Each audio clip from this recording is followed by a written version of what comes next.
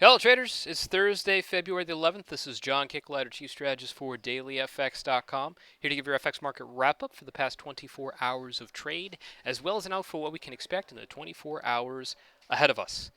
Well, this past session we had some, and I would have to call it the top event risk for the week, and that was the first day of Janet Yellen's Humphrey Hawkins testimony before Congress. She's going to do it again in the upcoming session, this time in front of the Senate. But starting off at the House is where we get a lot of the new information from the last time we've had a significant update from this key Fed official. We haven't really heard from her in approximately 8 weeks, so this was good opportunity to get a definitive view, or at least we could try for a definitive view, on the central banker's policy expectations. Unfortunately, we were left hanging. We do not have a clear view of how she is evaluating the markets, whether she is more hawkish, whether she is personally more dovish, or, and certainly more importantly, whether the Fed in general is more hawkish, or Fed in general is more dovish.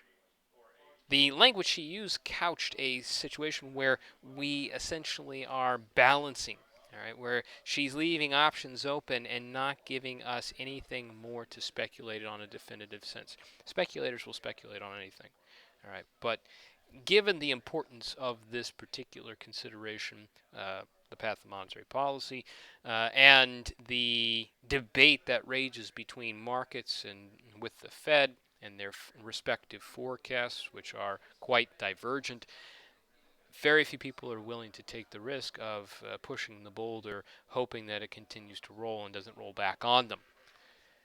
In Yellen's commentary, we heard that the Fed expects the economy to warrant gradual rate rises. All right, that might be the case, and even if you read into it and suggest that this is going to be more gradual than what was originally anticipated, we would still be a serious contrast to what the market itself expects. Overnight swaps are pricing in approximately, I think, 7 basis points over 12 months. We're seeing that the probability of a rate hike in March is 2%, April is 6%, June 15%. The most probability that we have, even through the end of this year, seeing one hike by December, is about 35%. We've seen the interest rate expectation or the yield forecast through Fed funds futures has the curve has collapsed. All right, this is 12 where we see expectations for interest rates 12 months out in the blue line, 6 months out the purple line, 3 months out the dark red, and 2 months out the light red. They're all converging on the same market level where we are essentially today. So this is still a huge contrast. But the market is seeing that contrast and saying, well, even maintaining a suggestion that they're going to continue with any kind of bias towards hikes is very different from what we believe, and subsequently we can't confidently position for that kind of outlook. That means what could be a dollar break on a downgraded interest rate forecast, all right, because there has been a ton of premium built up into the US dollar because of its leading hawkish view. And working off some of that premium, even if you delay rate hikes all the way out to 2017, let's say, it still puts the Fed in a better position than most of its counterparts, a more hawkish position than most of its counterparts who are either cutting rates, in negative rates, pursuing quantitative easing programs. So it maintains that relative appreciation. But there is still a lot of premium built up into the dollar just by those expectations alone. But we're not able to conform to the market's view. The Fed still stands there loosely warning that rate hikes are still a possibility, and therein still stands the 200-day moving average, the floor on this rising trend channel going all the way back to April, and it's not a clear, easy break.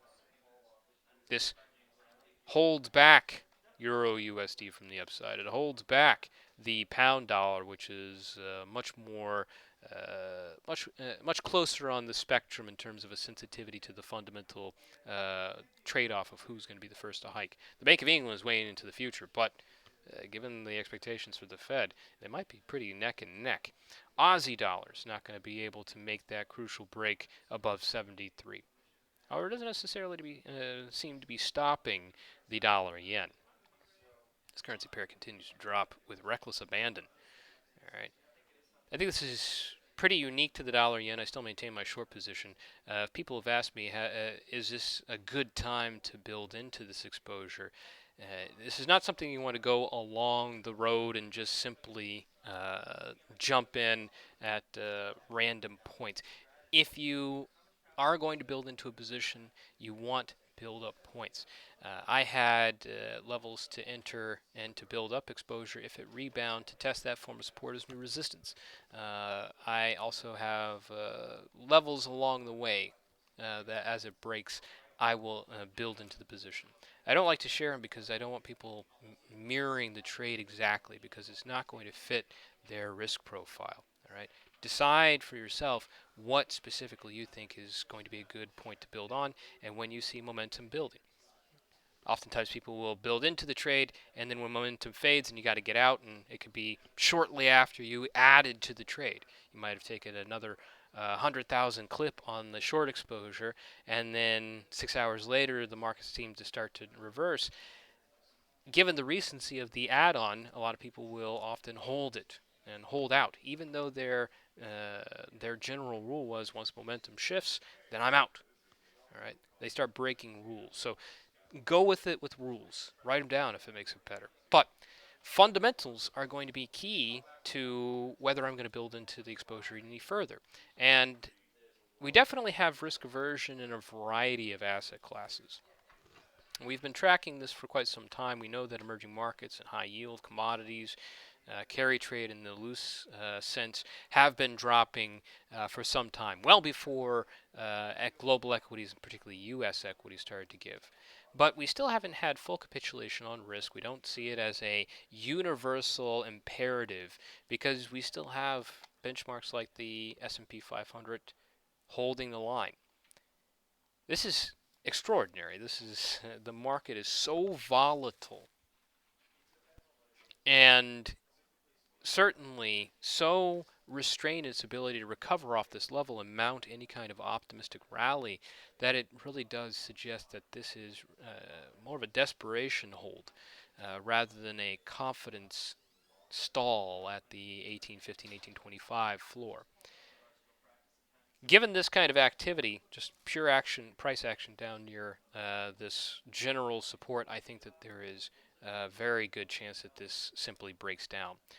If you consider the activity, the volatility, and the inability to actually mount a meaningful rebound, and a good way of doing this is actually to look at the volatility or the wicks that you have. Not the daily changes, but the wicks compared to the actual progression. So we might not be heading lower, all right, just yet.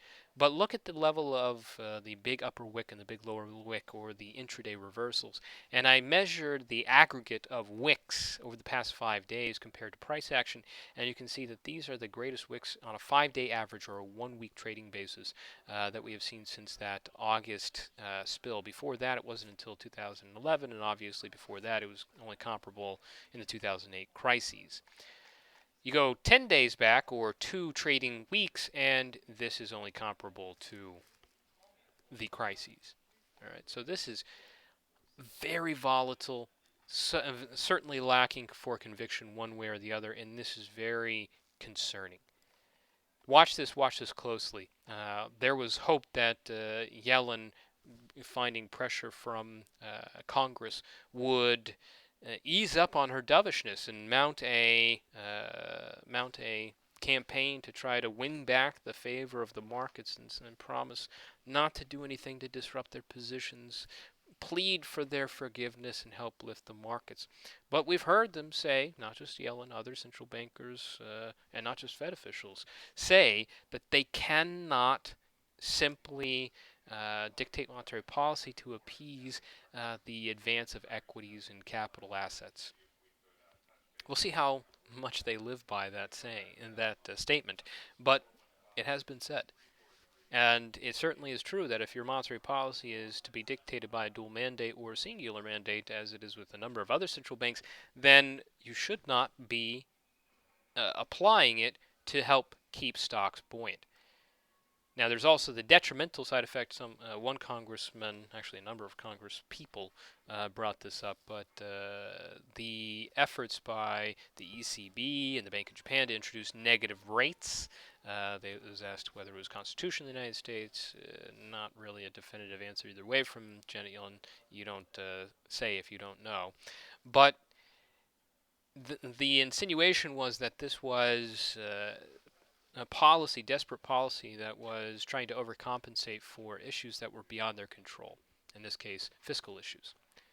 And that's most likely the case. Monetary policy being extraordinarily loose comes with costs. Those costs mount. The return that it represents diminishes, and its attempt to compensate for underlying problems grows askew, and we have a bubble rather than a healthy economy. And I think that we certainly do have not a global bubble, but certain bubbles in credit, in emerging market assets, and certainly in U.S. equities. Still, very, very frothy in terms of value. So there is greater concern that this is a market that's overdone, and it's going to pull back. But we have yet to break. All right, if it breaks, yen crosses across the board are going to certainly lead the charge. I'll be watching the Kiwi yen as another one that has break potential below 75. Although if it stalls and there's a temporary rebound, I like this one for the rebound given the proximity of support. I talk about the yen crosses particularly in the strategy video. But Euro yen, as it gets below 126, is going to look good. Pound yen, as it clears its previous swing low from January, is going to look good. Lots of opportunity and risk aversion. Of course, there are also unusual players in this theme. What's going to happen to, for example, the Euro USD? Traditionally expect the US dollar to play the role of a haven. We know that hasn't been the case because the euro has been a funding currency, delevered as people unwind that risk exposure. All right. How far would the Euro USD rally in a concerted breakdown of the S&P 500? Remains to be seen. I don't think it's as far as many people expect. They perhaps have a 1-to-1 ratio of expectation for that forecast. Definitely not 1-to-1. It'll stall out. The US dollar will retain its safe haven status or regain it at some point. Also, what happens to the likes of, let's say, oil? Oil has set a new multi-year low. All right, volume actually on the futures market hit a record high this past session, even though the price action the day was not actually that heavy in terms of volatility, but remarkable. All right, how does risk influence this? Risk aversion will probably carry it even further down because it implies diminished demand on an economic forecast. Gold. Does it take a safe haven status? And if the dollar is starting to gain traction in its risk appetite view, does it diminish the ability of gold to continue to rally on its haven status appeal? Still at 2000. All right. Huge levels in these markets, and it's because we are debating huge fundamental themes. Keep your eyes on these markets. Make sure you watch the headlines. These do not have, these levels are so significant, yet we don't have a key catalyst that we can just put on our calendar and remind us to look at it, and we expect the break to happen then, because these are uncertain times and uncertain markets, and we have to be ready to move, and we have to be ready to reposition and alter our views on risk. We'll wrap it up here. We'll do the next rundown of these markets tomorrow. Until then, good luck trading out there.